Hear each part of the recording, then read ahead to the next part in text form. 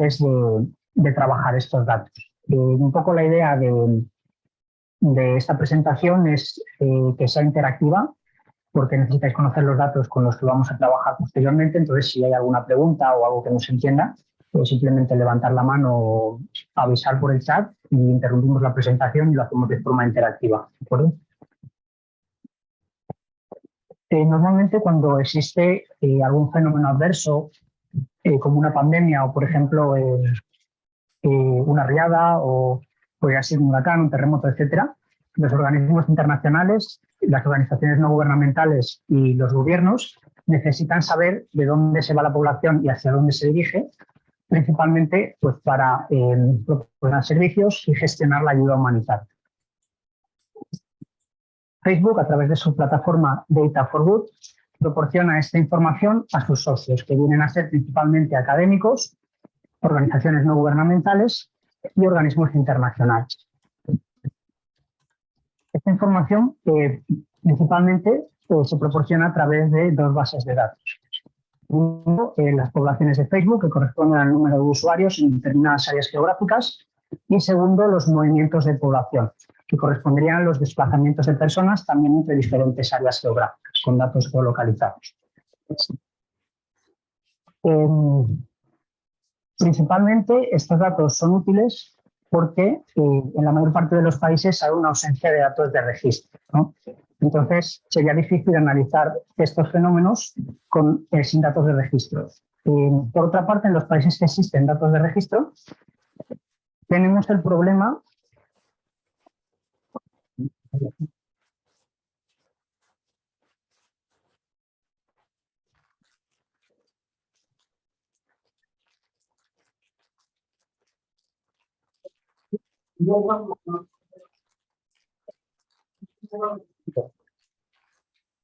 bueno, como venía diciendo, en los países que sí que existen datos de registro, el problema es que estos datos se publican de forma tardía al evento, ¿no? Que puede ser incluso un periodo temporal de un año o más. La ventaja de estos datos es que se publican prácticamente no instantáneamente, pero con unos días de retraso tras el evento. Entonces se pueden utilizar para implementar servicios y ayuda humanitaria en un corto periodo de tiempo. ¿Sí? Una pregunta. Hoy día hay más de un demógrafo y el tema de la población es como muy central.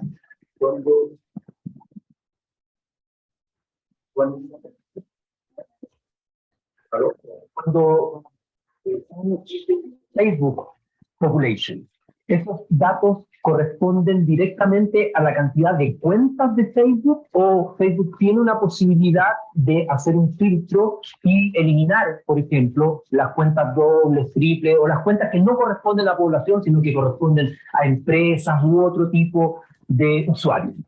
Sí, y voy a explicar un poco más adelante los detalles sobre esto, pero básicamente los datos corresponden al número de usuarios de Facebook que tienen su localización activada. O sea, no discrimina si son cuentas dobles o son, inicialmente si son cuentas dobles o son empresas, etc. Simplemente toma el número de usuarios que tienen en la localización activada y que comparten esta ubicación con Facebook. Bueno, estos datos tienen un enorme potencial, pero también presentan o pueden presentar problemas de cara a la privacidad de los usuarios, ¿no? Entonces, ¿qué hace Facebook al respecto? Anonimiza estos datos. Primero, remueve la información personal de los usuarios. Segundo, agrega estos datos para que no sean datos individuales.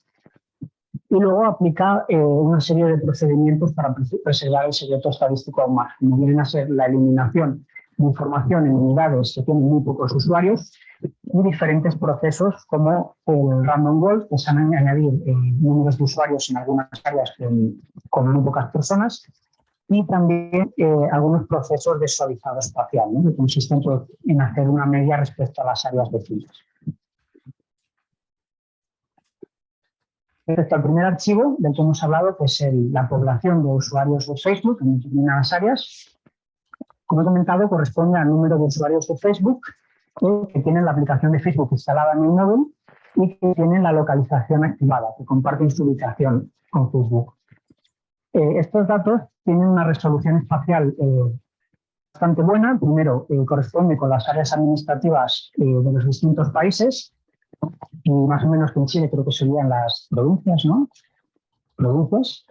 Y también tiene otra unidad espacial que son los Dream Tiles de Microsoft, que son unidades, como podemos ver aquí en esta imagen, muy pequeñitas en las que se divide el territorio, que más o menos corresponden a una superficie de entre 2,5 y 6 kilómetros cuadrados, ¿no? Esto nos permite hacer análisis espaciales muy detallados y con un gran detalle territorial. Otra de las ventajas que tiene, como ya he comentado en la diapositiva anterior y como ya resaltó Francisco anteriormente, es que se publican bastante rápido desde que se realiza desde que tiene lugar el desastre natural o el evento en cuestión, ¿no? Y también tenemos bastante granularidad en los datos, ¿no? Se llegan a publicar incluso 3 ventanas temporales diarias, lo que permite hacer análisis temporales pues, muy detallados, ¿no? Tenemos principalmente 3 ventanas temporales. Una que sería de las 12 de la noche a las 8 de la mañana, otra que sería de las 8 de la mañana a las 4 de la tarde y la tercera que sería de las 4 de la tarde a las 12 de la noche.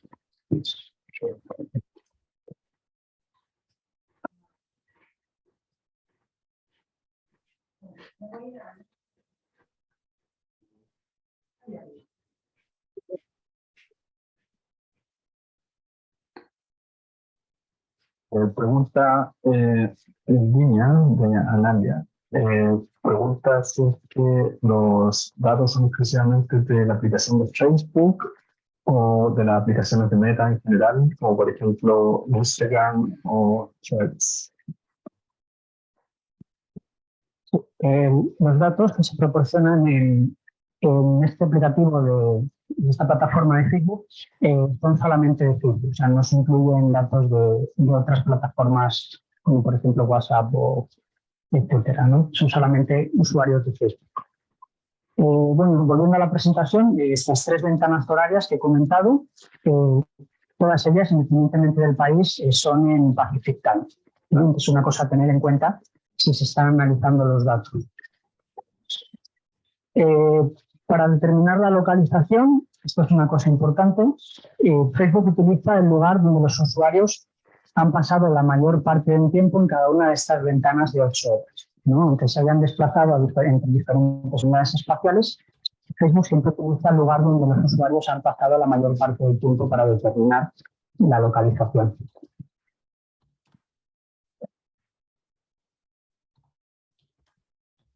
No sé cómo quiere hacer esto, si quiere cada vez que haya una pregunta te interrumpimos o acumulamos un conjunto de preguntas y te las preguntamos. Okay. Hay una de aquí de Pablo que pregunta si los datos son de acceso libre. Los datos no son de acceso abierto para todo el mundo, sino que Facebook los proporciona a sus socios, ¿no? Son principalmente pues, gente de la academia, organismos no gubernamentales y también diferentes instituciones internacionales, organismos públicos, etcétera, ¿no? Y estos datos se proporcionan bajo publicidad. Quizá Francisco puede comentar esto, porque en caso de la utilización de estos datos, si quieres añadir algo, Francisco.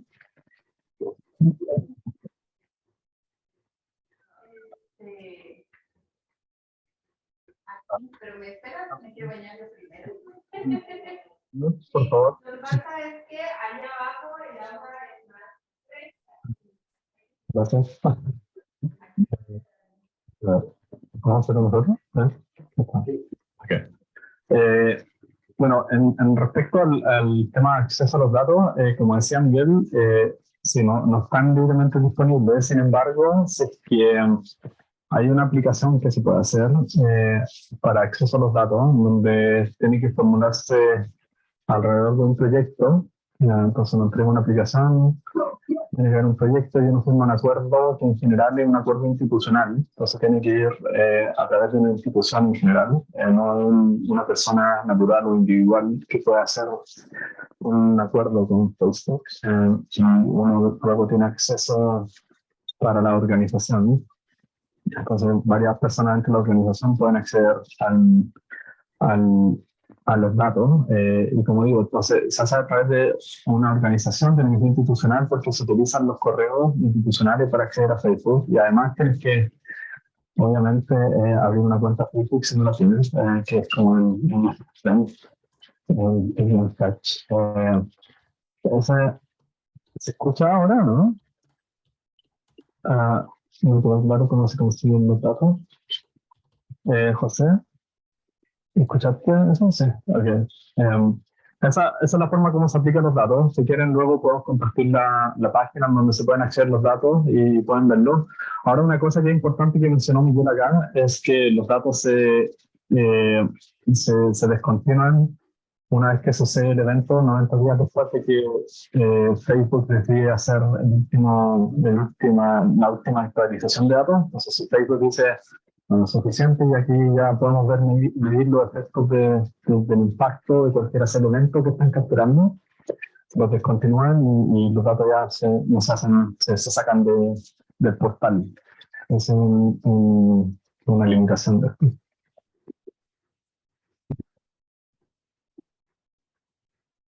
Bueno, y volviendo a la presentación, como comentaba, pues la localización se determina utilizando el lugar donde los usuarios han pasado la mayor parte del tiempo.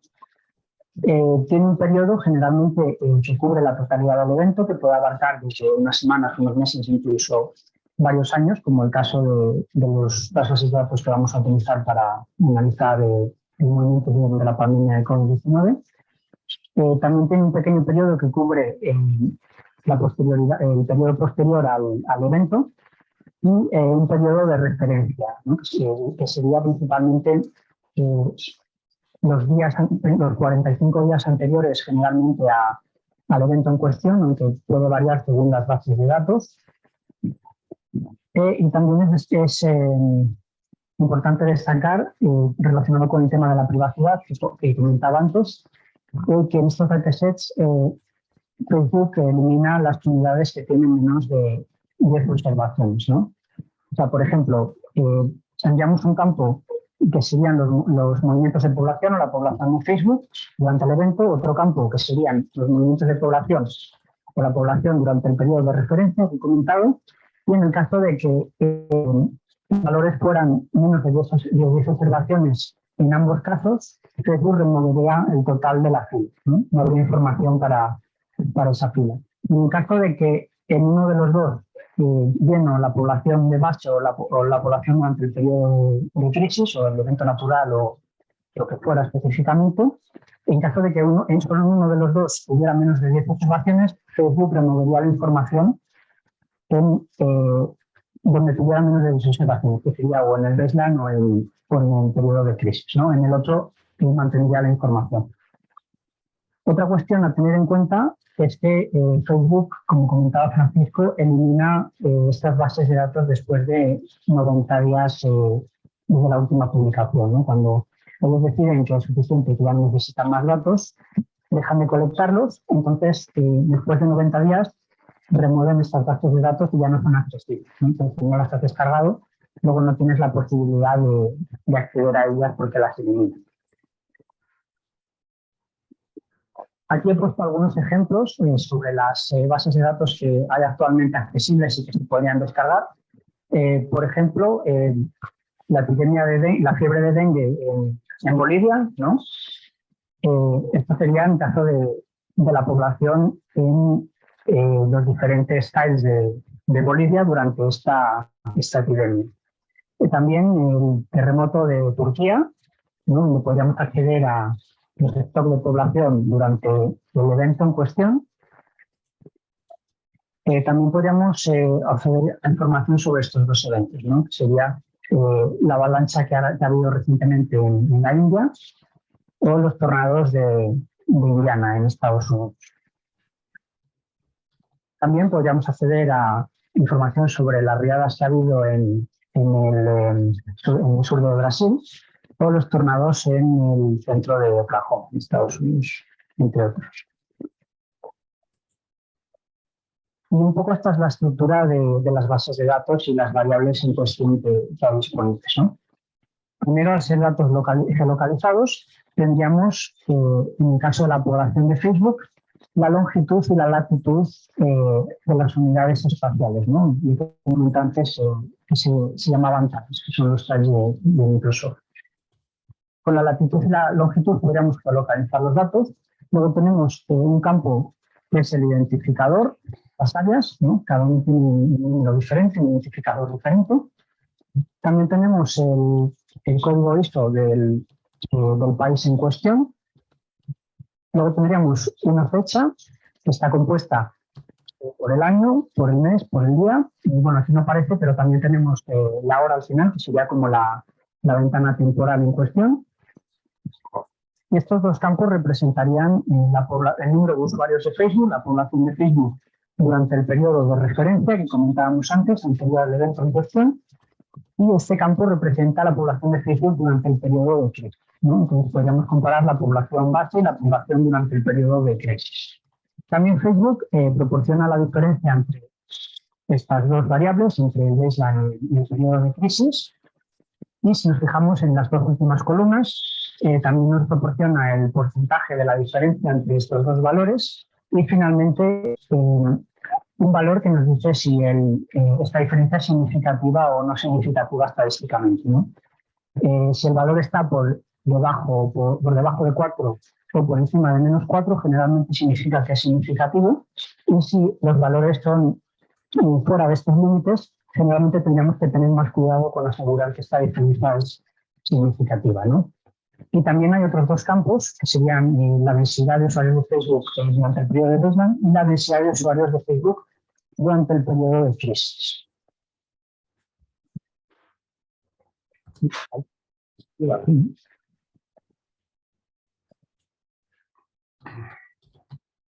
Habla de los momentos.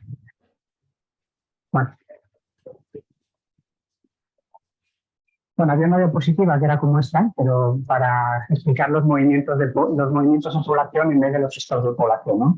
Sí.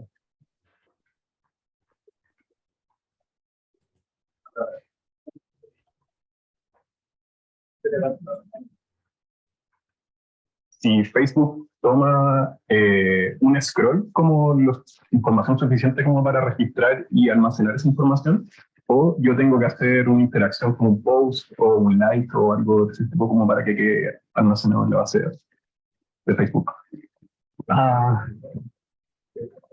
Sí, no entendí el todo.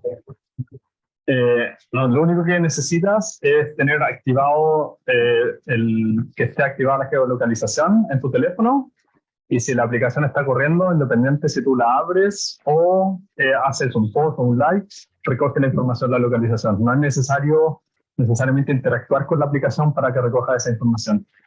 Tan pronto como tú actives en tu teléfono, porque si uno va, por ejemplo, a los settings y dice no quiero compartir la localización, entonces ahí no recogería información, pero si eso está activado, sin que hagan nada, va a recoger tu información. Sí, o sea, no es necesario interactuar con la aplicación, simplemente con tenerla instalada y la localización activada es suficiente. Bueno, tenía una diapositiva como esta para explicar los movimientos de población, porque tiene como he dicho en la primera parte, tiene dos bases de datos principalmente Facebook, ¿no? Una es la población de usuarios de Facebook, que sería una base de datos de stock, y otra es los movimientos de población, que sería una base de datos, ¿no? Básicamente, las similitudes con la base de datos de población es que se construye también a través del número de usuarios de Facebook que tienen la localización activada, tienen las mismas unidades espaciales, gestiones administrativas y TAES, y también pues, se proporcionan en 3 ventanas temporales. ¿Y qué otras similitudes? Bueno, pues también los temas de privacidad, donde se remueven el número de usuarios en las unidades con menos de 10 observaciones, y el hecho de que se descontinúan los dos assets, ¿no? Al ser una fuente de flujo en vez de una fuente de stock, pues cómo se producen estos datos, ¿no? Porque el hecho de los usuarios de Facebook es más fácil. Tienes a los usuarios localizados en un determinado territorio, en una determinada unidad espacial, es donde pasan la mayor parte del tiempo, ¿no? En el caso de los movimientos, lo que hace Facebook es comparar 2 ventanas temporales, ¿no?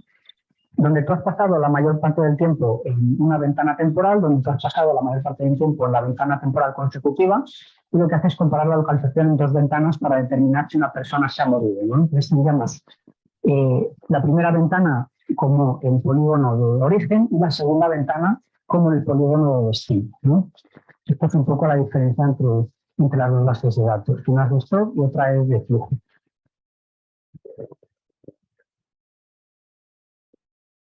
Bueno, un poco pues como algunos ejemplos de las bases de datos de movimiento, tendríamos pues las riadas que han ocurrido en Nigeria, en Chile, el tornado de Estados Unidos o la erupción del volcán en Filipinas,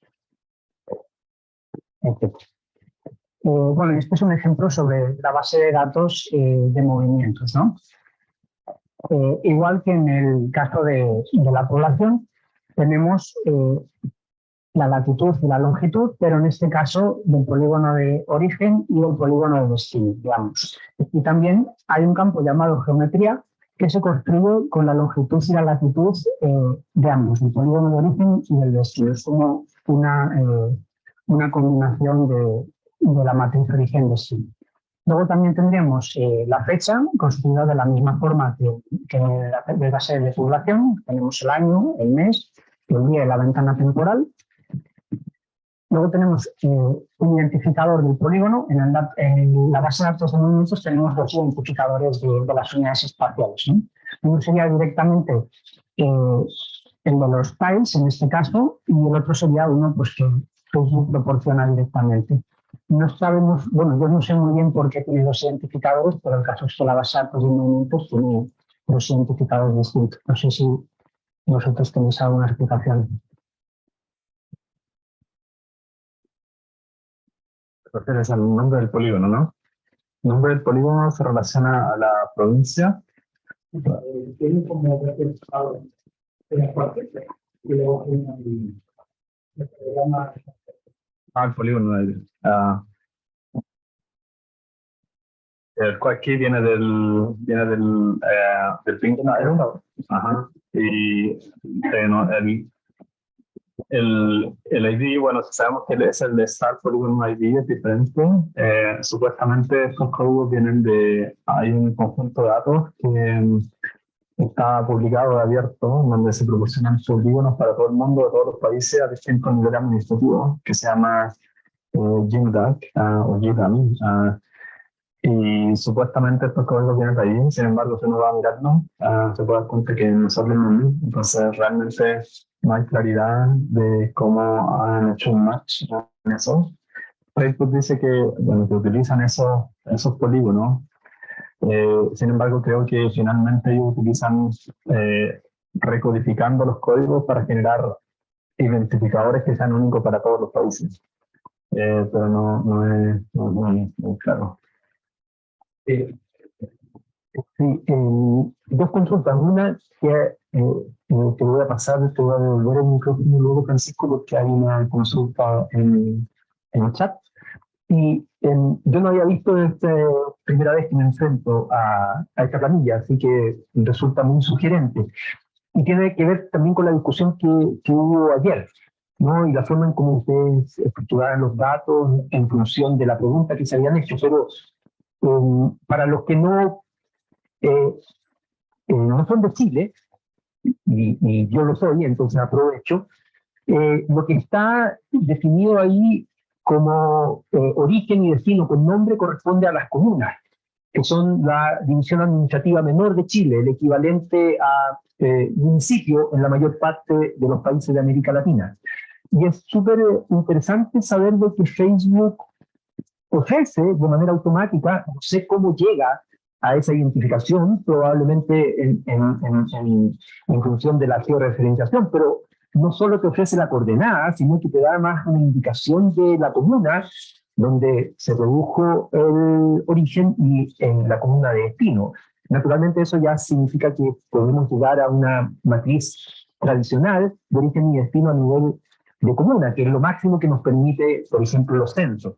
Entonces, a primera vista, esto ya resulta un poco más intuitivo de manejar, respecto de lo que tú nos presentaste, Francisco, al principio, con toda la dificultad que había de pasar del identificador o la información original a pasar a un número tratable o a un símbolo tratable, un código tratable. Aquí tenemos ya incluso una definición geográfica que hace sentido de inmediato a cualquier analista. Es muy interesante como primera aproximación. Vamos a seguir viendo esto, pero a mí me resulta sorprendente, gratamente sorprendente. Y aquí hay una pregunta de Jonathan a Jorge. me parece que es una acotación más que no, un comentario. Sí, tenía un comentario. O sea, básicamente la información que proporcionan estos países puede corresponder, entre comillas, con lo que serían las comunas en Chile, otras unidades administrativas más pequeñas en otros países, pero principalmente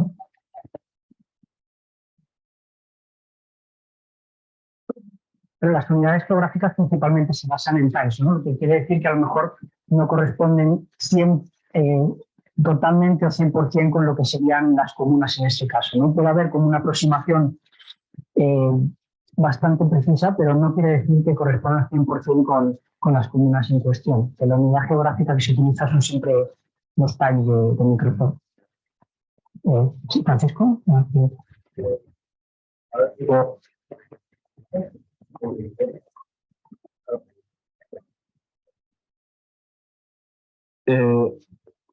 Bueno, quería hacer esta pregunta que estaba haciendo Jonathan Paula.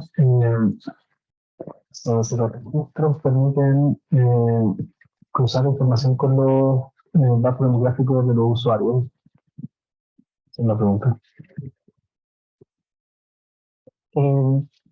En la base de datos de Facebook no tenemos información sobre los usuarios, pero sí que quizá podría ser posible hacer algún análisis utilizando información de manera agregada con las unidades espaciales que tenemos, no directamente con los datos de Facebook, porque no hay información sobre usuarios, pero si a lo mejor tenemos datos sobre el envejecimiento de estas áreas o sobre diferentes características que pudieran tener, si se podría hacer algún análisis relacionado con diferentes variables, ¿no? Pero no directamente de los datos de Facebook porque no hay esta información.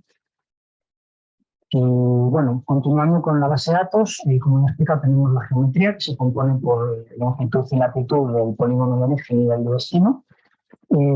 Tenemos el tiempo, la variable tiempo, uno de los identificadores de la unidad en cuestión para el polígono del origen, en este caso, el nombre, que como ha comentado Jorge, puede más o menos corresponder con lo que serían las comunas. Tendríamos el identificador del polígono del destino, el nombre del polígono del destino.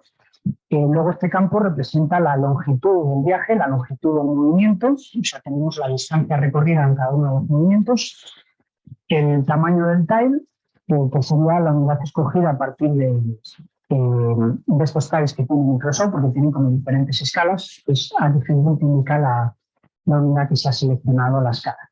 Digamos también el código del país, el nivel y también las dos últimas columnas que serían como las más importantes, ¿no? Que serían por un lado el movimiento durante el periodo de crisis y el movimiento durante el periodo del mes, ¿no? O sea, el número de movimientos durante el evento en cuestión y el número de movimientos durante el periodo de referencia anterior al evento, al desastre natural o lo que sea. Bueno, también tendríamos la diferencia, al igual que en la base de datos de población, diferencia entre el número de movimientos durante el periodo de crisis y el de referencia.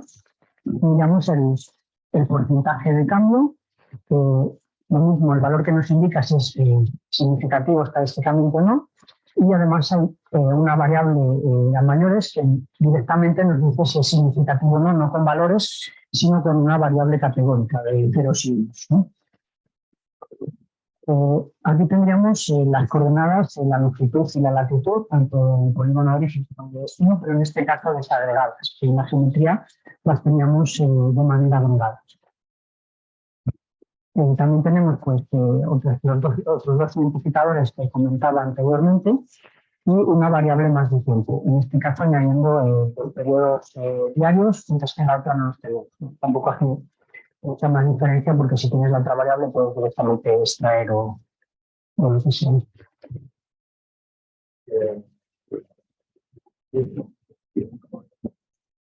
A ver, nuevamente. La pregunta de Julieta dice si, bueno, en suma esta información permite analizar movilidad cotidiana. Como pregunta, se refiere a movimiento diario. Y siguiendo esa pregunta, ¿cuál es el tiempo de movimiento? Pues sí, estas datos permiten analizar movimientos diarios si tenemos en cuenta las diferentes ventanas temporales que tenemos, ¿no? Permitiría analizar pues hasta 3 movimientos diarios, si no me equivoco, ¿no? Comparando las diferentes ventanas. ¿Cuál es la otra pregunta? ¿Cuál es el tiempo de movimiento? El tiempo de movimiento, como comentaban en una de las diapositivas, se establece comparando dos ventanas temporales, ¿no? Consecutivas. Por ejemplo, si tienes una ventana temporal de 8 de la mañana a 4 de la tarde y tienes una ventana temporal de 4 de la tarde a 12 de la noche, se compararía la ubicación donde has pasado la mayor parte del tiempo en cada una de esas ventanas para determinar los puntos de origen y de destino, ¿no? Si la localización en ambas ventanas temporales coincide, significa que esa persona no se ha movido y no aparecería como un movimiento de principio, pero si esas dos ventanas temporales son diferentes, contabilizaría como un movimiento dentro de la segunda ventana temporal. Y en este caso, pues seguramente significaría que el desplazamiento se pondría de forma agregada en la segunda ventana temporal.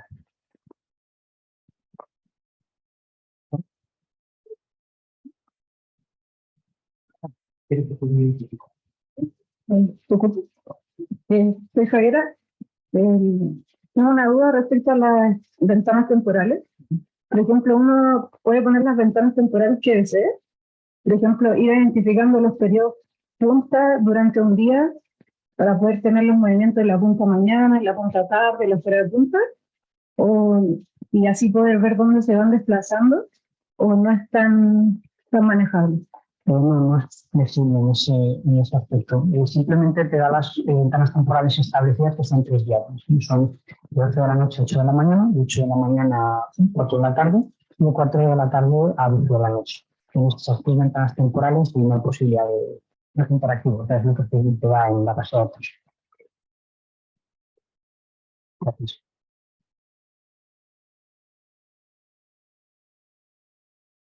¿Más preguntas? Hemos terminado antes de tiempo entonces.